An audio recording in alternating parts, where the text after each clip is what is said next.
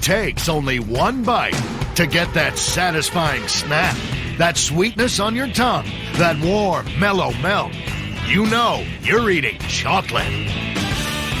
Once an eclectic treat, today it's a sweet for the masses. And how it got there is a story filled with tales of ingenious inventors, bitter rivalries, and billions of pieces of chocolate carried off the assembly line every year. This is the story of American Eats Chocolate.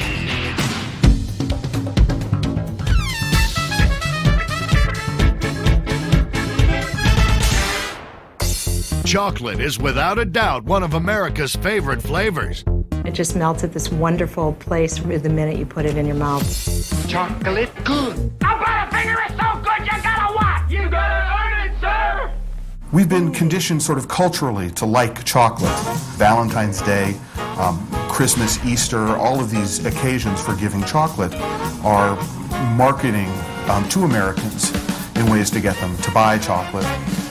And it works. Unquestionably, chocolate has a lock on the American imagination. How sweet it is. There's really no other food quite like chocolate. It's really amazing the effect that it has on people. Chocolate, chocolate, chocolate! Chocolate strikes the strongest emotional memory chord of any food. Chocolate means love, chocolate means romance, chocolate means joy. But our desire for chocolate is more than an emotional response. It's a chemical reaction as well. Chemically, it is one of the most complex foods known to science. There are over 1,500 individual compounds in chocolate that have been identified. And wine, which is one of the next most complex foods, only has about 500 of them. There isn't anything else in the American diet that's quite like chocolate. For many of us, that first taste of chocolate comes wrapped in a cellophane box topped with a red bow. Boxed chocolate makes up to $1 billion of the $15 billion chocolate making industry, from chocolate-covered cherries to coconut cream centers. Russell Stover Whitman's alone produces 2.8 billion pieces of candy a year. Just about every candy gets the chocolate treatment in one form or another. To make chocolate dipping fudge, vats of dark chocolate are added to a base mixture. 3 paddles or plows gently blend the mixture together. Next, an egg-based fondax is mixed in. It adds air to the batch, which will create a fluffy filling. Then there is a cooling period before it's made into candy. One of the most popular centers, coconut cream, is heated several times before being cooled and then cured for 24 hours. Once that's done, it's time for one of the key steps in most chocolate candy making: enrobing. Enrobing refers to using chocolate to cover another food product. One way of enrobing is having the item that's to be covered pass through and be covered with chocolate. Inside the enrober, the chocolate is hit with an adjustable curtain of air that controls the amount of chocolate on each candy. The ratio is approximately 60% center to 40% chocolate. Each 10-hour shift produces almost 450,000 pieces of coconut cream that eventually end up in the Russell Stover packaged assortment. There's something about a collection of chocolate in a beautiful box and a beautiful bow, and its connection with love and relationships since antiquity. There's something to chocolate that's very magical and I think very good for you. Magic. That chocolate magic began over 3,000 years ago when civilizations like the Aztecs and Maya started harvesting the cacao beans in the rainforests of Mexico and Central and South America. Cocoa beans are harvested from the pods of the cocoa tree. The pods grow off the trunk and off the branches in a very unusual fashion. You pull the pods off, and then you open up the pods, and you pull out the seeds. The seeds are covered with a pulp, which is very, very high in sugar, and as a matter of fact is extremely tasty. Ironically, this sweet pulp wasn't the true bounty of the pod. Instead, it was the bitter seeds, which were gathered, roasted, ground into a paste, and then mixed with spices like chili and cayenne pepper and patted into cakes of chocolate. How those seeds were turned into the chocolate tasting stuff that we know through this complex process of fermentation, drying, and roasting, and so forth. It's a strange thing. I mean, somebody got onto this, but how did they do it? Did these beans accidentally fall into a fire and they tried chewing them, or what have you? We don't know. It's still a mystery. But this chocolate was too dry and crumbly to eat. Instead, it was dropped in water and whipped into a thick, foamy beverage called chocolatl. It was a highly valued, sacred drink that was confined to the elite. And it was used in all kinds of rituals, in marriage ceremonies, and diplomacy. So it was a lot like champagne. The beans were so valuable, they were even a form of currency. The Aztec Emperor Montezuma had storehouses of cocoa beans, his own private chocolate Fort Knox. Money did grow on trees, literally. Because of the pleasure and the benefit that it brings to mankind, I think it might well be called the gift of Montezuma. In 1519, Montezuma invited the newly arrived Spanish conquistador Hernan Cortez to drink the chocolate beverage. Cortez was so impressed, he brought the beans back to Spain, where an important ingredient was introduced: sugar. A cup of chocolate, Pedro? The Spanish had a big sweet tooth. You better get used to drinking chocolate if you want to take my place on this ship. And they would have immediately said, what can we do to make this chocolate drink more palatable to us? And they would have added sugar to it. The Spanish king, Charles I, so coveted this newfound flavor that he tried to keep it a secret from the rest of Europe. They actually had monks harvesting the cacao, and these were particular monks that had taken a vow of silence so that they wouldn't spill the beans, so to speak. But they couldn't keep their new drink a secret for long. By the late 1600s, the chocolate beverage had spread throughout Europe before landing in America. In the 1760s, business partners James Baker and John Hannon began manufacturing the solid chocolate out of the first chocolate factory in Milton, Massachusetts. Today, we wouldn't recognize the product that was created by these early chocolate manufacturers as being chocolate. It would have been very coarse and very gritty because the technology wasn't there to crush the particles of sugar and to crush the cocoa particles small enough. The cocoa would have been taken and actually poured into molds where it would have been able to solidify. The molds would have been wrapped into paper and then shipped to the places where they would be sold. Ben Franklin even sold chocolate out of his print shop in Philadelphia. Founding Father Franklin may have endorsed Baker's chocolate. However, chocolate was a controversial drink in those days. People were adamant at one point that chocolate was a patent medicine which could cure any number of evils. And there were just as many doctors who would tell you that if you drank chocolate, you would hurt your liver and you would dissipate and you would become a bad person. It was America's bid for independence that made it an American drink. After the Boston Tea Party in 1773, Americans thought it unpatriotic to consume tea, so they shifted to chocolate as the major beverage of the American Revolution. They could get the beans straight from Central America and didn't have to pay any taxes to England for the cocoa that they were drinking. Throughout the colonial era, chocolate would continue to grow in popularity. Cocoa houses were all the rage. Drinking chocolate together became a time for people to sit and talk about the politics of the day and what was happening. And they would do this as we do it today, sitting with a newspaper and a cup of coffee. This popular drink would get a radical makeover with the invention of the cocoa press in 1828 by Conrad van Houten. This innovation to press cocoa butter out of chocolate liqueur allows the production of cocoa powder. By 1848, Van Houten adds cocoa butter and sugar to chocolate liqueur, and eating chocolate was created.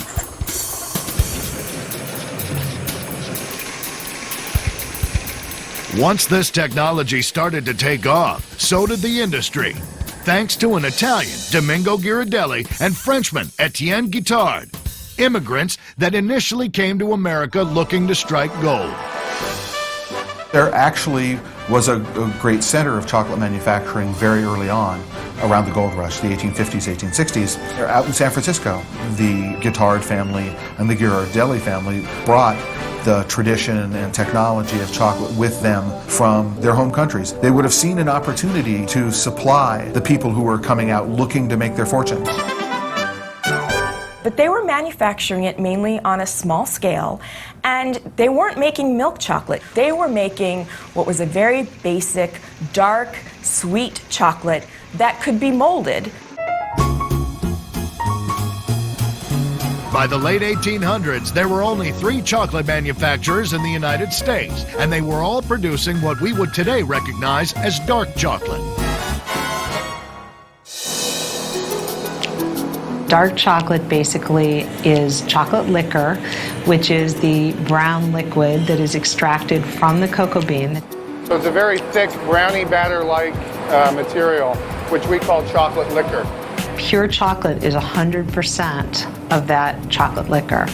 Dark chocolate has varying degrees of sugar added to it in addition to the chocolate liquor. By the 1870s, a new chocolate would rise up to challenge the supremacy of dark chocolate. Milk chocolate has milk solids and sugar added. Milk chocolate has a particular flavor and a particular texture and a particular sweetness. The first milk chocolate was created in 1875 in Switzerland by the Nestle Company. But it would take another 25 years and the genius of a man from Lancaster, Pennsylvania named Milton Hershey to bring milk chocolate to America. Milton tried at an early age to immerse himself in the world of candy and confections, and his first few attempts, he failed miserably. Milton Hershey was very much an entrepreneur. He loved experimentation, he loved innovation, and milk chocolate offered enormous challenges to him. Enormous, because at the time, no one outside of Europe knew how to make milk chocolate. And like Charles I of Spain, they weren't sharing. Now, Milton Hershey, when he went to Switzerland to try to figure out the process of milk chocolate, found that nobody would show him. It was secret. Nobody wanted to pass on that secret. Hershey was not a chemist by any means, but in 1897, he started experimenting to find just the right combination of ingredients for making milk chocolate. So Milton Hershey would just spend hours upon hours trying to figure out what was the best combination to get the end result that he wanted.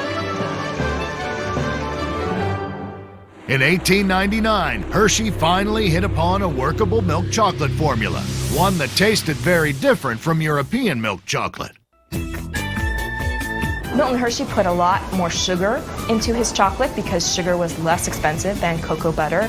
And when he condensed his milk, and somehow during the condensing process that he used, the milk turned slightly sour, and that sour flavor then went into the Hershey bar. And if you taste a Hershey bar today, especially if you taste it in comparison with a European chocolate, you will notice this slightly soured flavor. It's not necessarily bad. I mean, it's the flavor. It's the flavor we grew up with. We love that flavor. But Hershey's milk chocolate had another advantage besides a new taste. It was less expensive to produce than a dark chocolate would be because it had the sort of additive of milk. Cocoa is and was at that time a luxury item. It's very expensive. So milk actually cut down on the cost. Hershey was able to price his new chocolate bar at a very affordable 5 cents. Introduced in 1900, the chocolate world would never be the same. The 5-cent bar, it was the first time that a lot of people were able to even take a little nibble on chocolate. And people went crazy for it. It was sort of an unbelievable chocolate revolution that he launched. Ooh, that is so good. By 1907, sales of Hershey's chocolate had reached $2 million, about $42 million today. He would manufacture, tens of thousands of bars at a time. He could make mounds and mounds and mounds of milk chocolate and mass produce it, just like Henry Ford was doing, in order to make it affordable. 1907 was also the year that Hershey introduced another chocolate classic. The Hershey's Kiss. Hershey wanted to develop something that you literally could tear off a wrapper and pop it in your mouth, and that was it. That shape came from the chocolate being extruded onto a conveyor belt.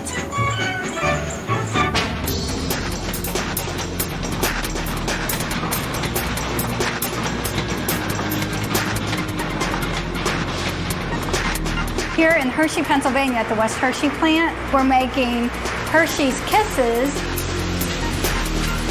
About 30 minutes ago, these caramel kisses were manufactured back in the molding end of this line. And across the way, the dark kisses were molded. Now, these kisses are taken out of their molds and are now on their journey to the wrapping machine. And they come out in little mold groups, like little soldiers, all in single file going into a wrapping machine. They get a piece of foil and a flag. The machine wrap at about 550 pieces a minute, and they can wrap up to about 1,000, so it's quite impressive. You did not get to see the kisses being molded. That is secret technology that we don't share. You saw the new technology kiss wrapping and old technology kiss wrapping. The old technology's been around for almost 100 years. There is a little tissue in each of these kisses, which will identify it to you as one of the Hershey Army. The paper plume popping up from its foil wrapping was added in 1921, so people knew they were getting Hershey's chocolate and not a knockoff.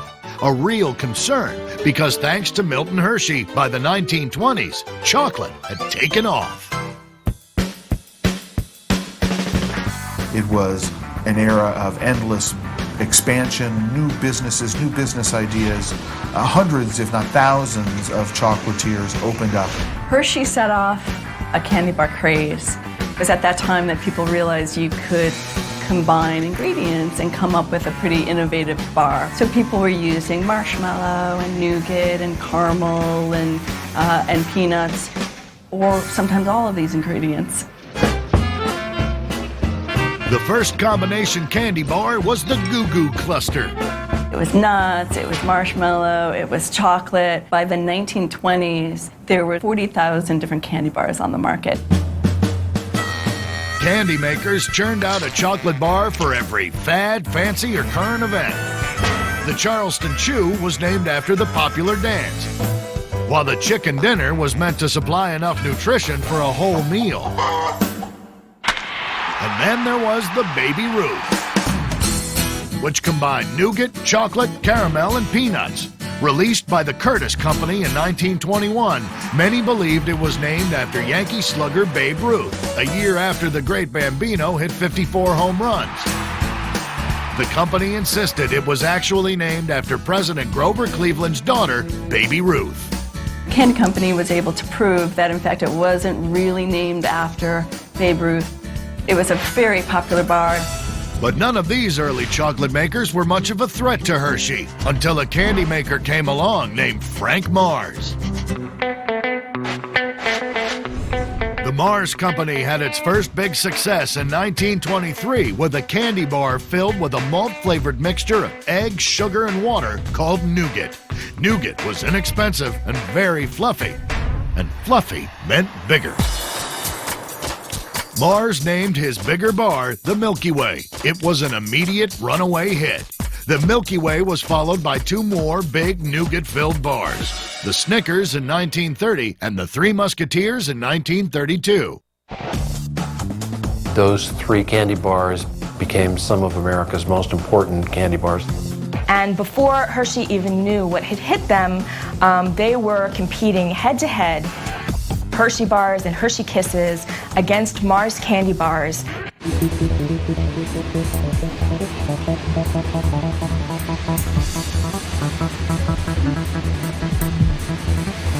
From the Ghirardelli assembly line, where more than 25 billion chocolate morsels are made every year, to the Scharfenberger factory, where more than 50,000 pounds of chocolate a week is transformed into premium chocolate bars. Today, many chocolate manufacturers make their own chocolate for their products. But when Frank Mars hit the candy scene in the early 1900s, his company, like many others, didn't make chocolate. He made candy bars, and he bought his chocolate coating from Milton Hershey. Milton Hershey was very enthusiastic to see other companies use his chocolate. For him, it meant greater sales, greater presence. He sold chocolate flavoring to Nabisco for its Oreo cookies. And he sold the chocolate coating to Mars for Snickers bars. And relations in those days between Mars and Hershey were very amicable. It was a very profitable relationship. It was a very friendly relationship. But there was another relationship in the chocolate industry that was far less friendly. It was between Frank Mars and his son, Forrest. The relationship between Frank and Forrest Mars, so they say, was a little tricky. When Forrest Mars was growing up, he didn't know his father. His parents had gotten divorced when he was only 6 years old, and he had gone off to Canada to live with his mother and her family. His father became the successful owner of a growing candy empire. Then, when Forrest was in college, he and his father reunited, and he joined his father's business. But not for long.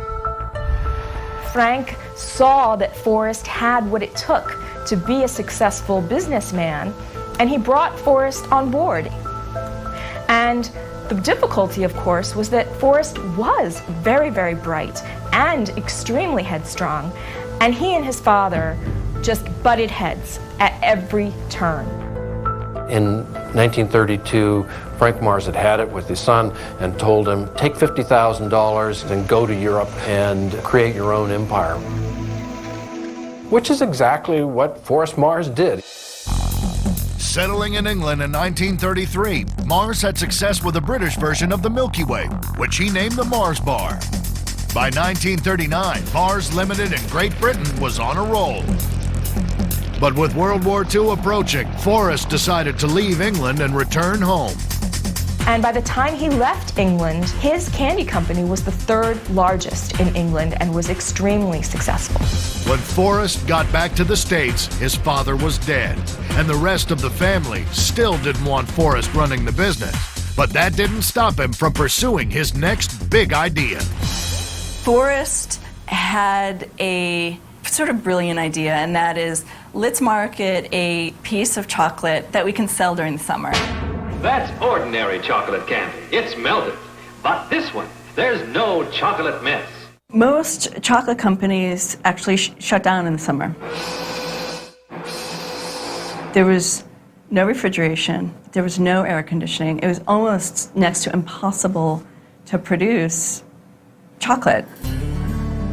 Through his travels somewhere in Europe, he had seen a shell-coated piece of candy and came up with a concept named chocolate bit. Solid milk chocolate inside and a colorful sugar shell outside. Since he couldn't count on his family's backing, Forrest turned to R. Bruce Murray, son of the Hershey Company president, to help him manufacture his chocolate bits. Murray supplied two important things: 20% of the capital for the new venture and easy access to Hershey chocolate.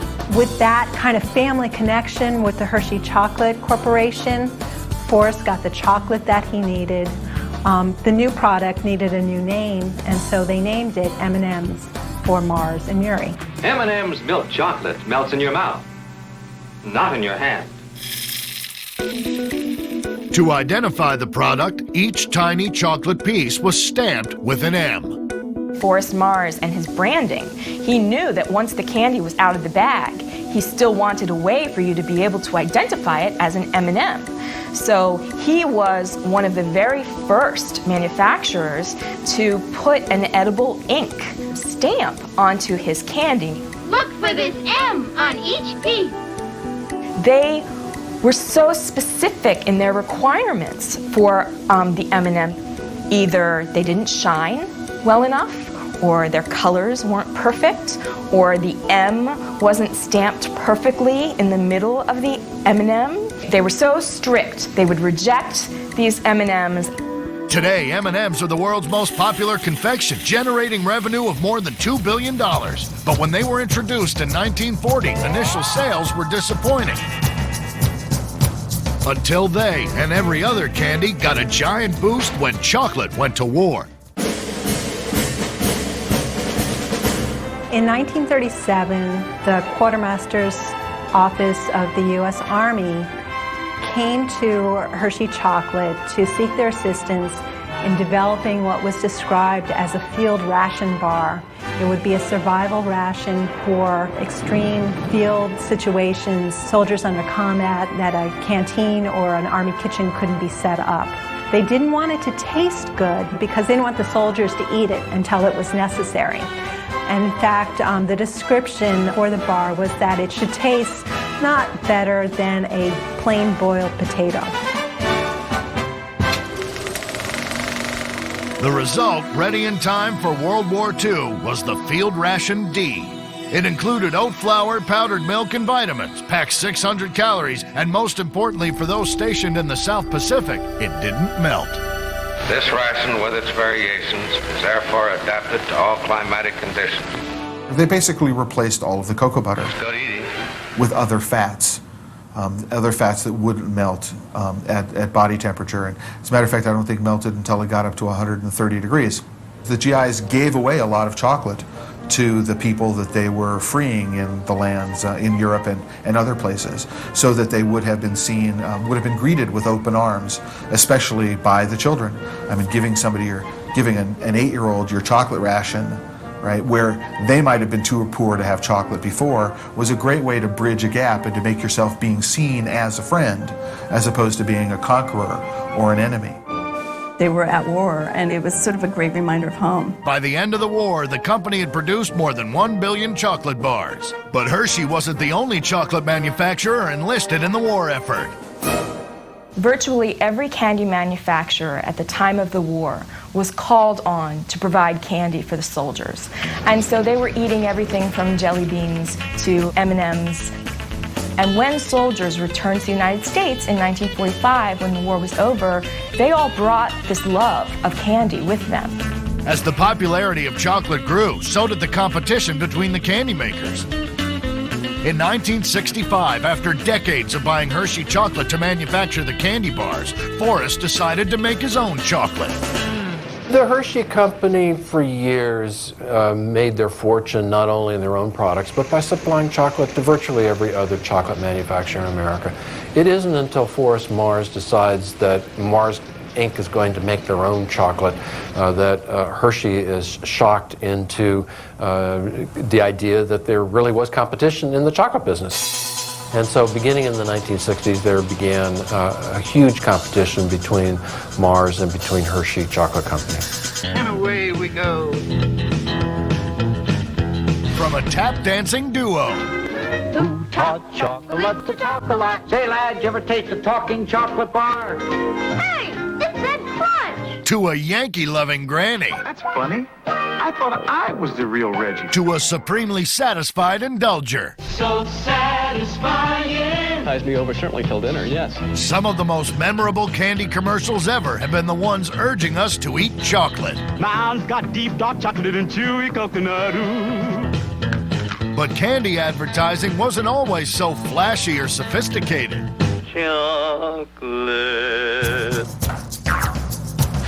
For example, there was a time when Ghirardelli just wanted San Franciscans to be able to pronounce his name. He came up with this illustrated parrot that explained to people how it's pronounced. It had the phonetic spelling of Ghirardelli. And if you said Ghirardelli, somebody would, reprimand you and say, no, it's Ghirardelli. And then there's a whole segment of the chocolate marketplace that owes its success to a simple cardboard box. From a heart-shaped box for Valentine's Day to the elegantly wrapped assortments of premium chocolate, a box is the ultimate marketing tool. It allows companies to distinguish themselves from the pack. Box chocolates really became a way to brand chocolate for manufacturers. And so all these box chocolate companies came up with sort of their look. How about a little piece of candy before we go? And customers bought into it. You shouldn't have done that. This was gift-giving chocolate, which was very different than the individual candy bars that were sold at your five and dime. Those were bars that were really meant for immediate consumption.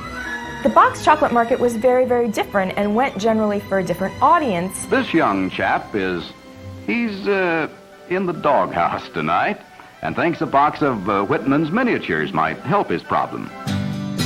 One of the first confectioners to see the branding benefits of boxed chocolate was Stephen Whitman, who in 1854 began selling packaged chocolates in an elegant pink and gold box. His advertising campaign successfully touted the quality angle. Over the next 60 years, the company continued to offer innovations like the money-back guarantee. Then, in 1912, they introduced a box of chocolate that would become a classic, the Whitman Sampler. It was the first box of candy to come with its own index of chocolates. Within 3 years, the Sampler was the best-selling box of prestige candy in the U.S. By the 1950s, it was estimated a Whitman Sampler was sold every 4.5 seconds. Because everyone knows and appreciates the Sampler. They're off. Drivers tense, excited. Uh-oh, Mr. Chocolate Mess. By the 1950s, the industry started to take advantage of an emerging medium to sell their chocolates: television. Call for the good guys. M&M's chocolate candies. Never a chocolate mess. The first to grasp the power of television was Forrest Mars, who began sponsoring the Howdy Doody show. And Hershey, in the meantime, was really kind of just resting on its laurels. Hershey didn't even have a marketing department. It's true. By the mid-1960s, Hershey had no marketing department. In fact, they were the only Fortune 500 company without one.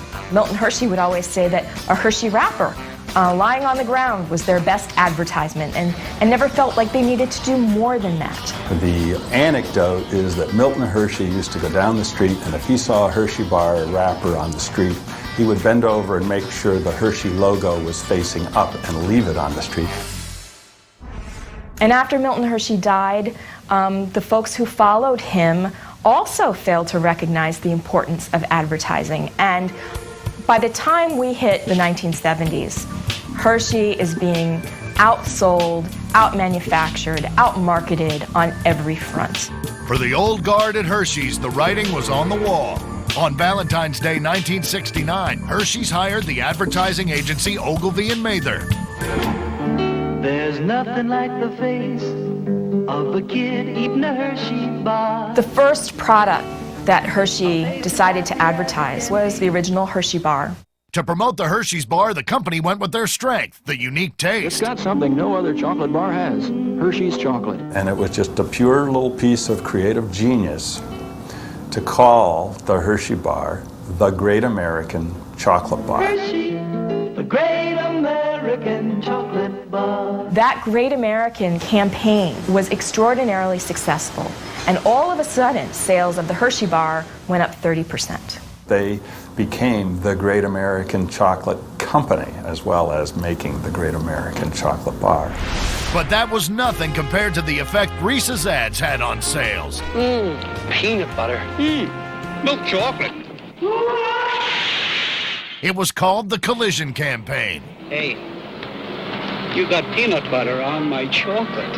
Hey, you got chocolate in my peanut butter. Two great tastes that taste great together. And then they would each taste these chocolate peanut butter combinations and say how wonderful it tasted. Reese's Peanut Butter Cup. These ads were extraordinarily successful and increased sales of the peanut butter cup by 300%. By the 1970s, seemingly every candy had its own ear-catching jingle. Sometimes you feel like a nut, sometimes you don't. Give me a break, give me a break. Take me off a piece of that Kit Kat bar. But in 1981, Hershey's learned a marketing technique that may even work better than a jingle. Universal Studios had an unusual script that called for some candy being used. They went to Mars and asked for M&Ms to be used, and of course they expected a nice payment from Mars Company.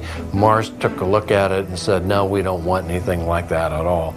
So they went then to Hershey Company and said Reese's Pieces would be just as good as Mars's M&Ms, so is it possible that we could use Reese's Pieces in the movie? And Hershey said fine. Elliot used Reese's Pieces to lure E.T. into his house, and boom, Reese's Pieces took off.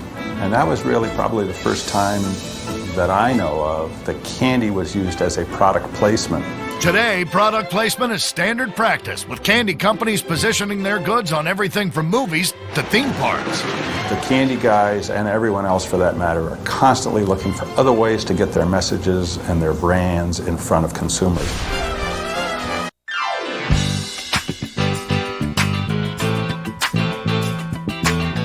Today, the cornerstone of the world, New York City's Times Square plays host to the great American chocolate company, Hershey.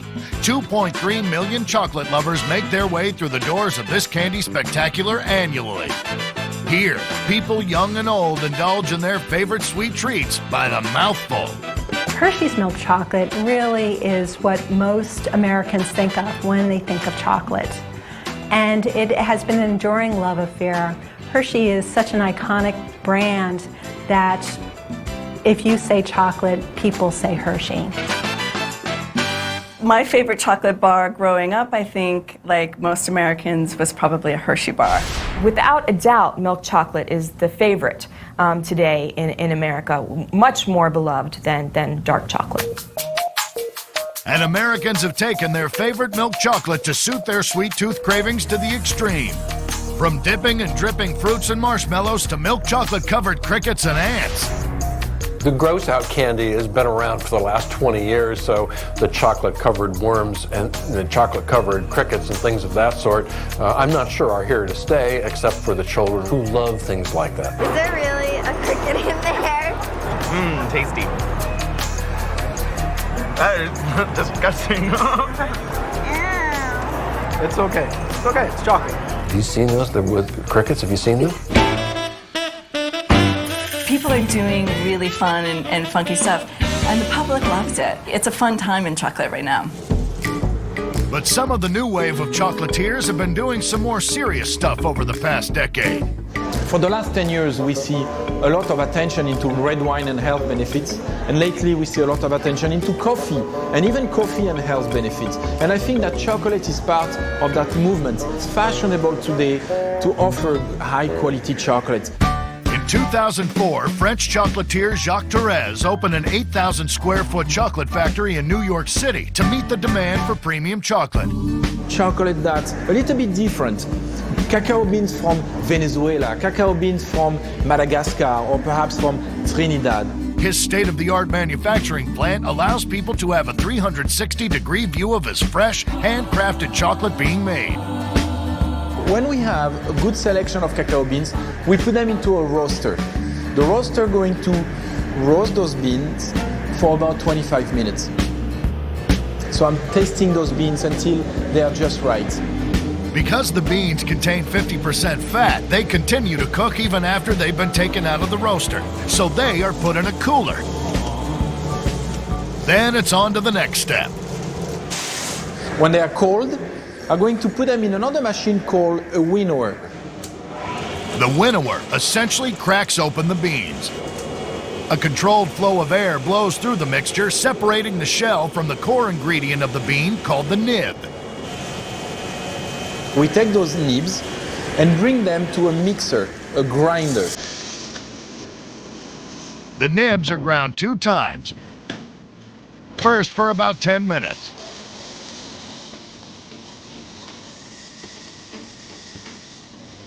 This step turns the nibs into a thick paste. They then pass through grinder number 2, at which point they become a pure liquid form.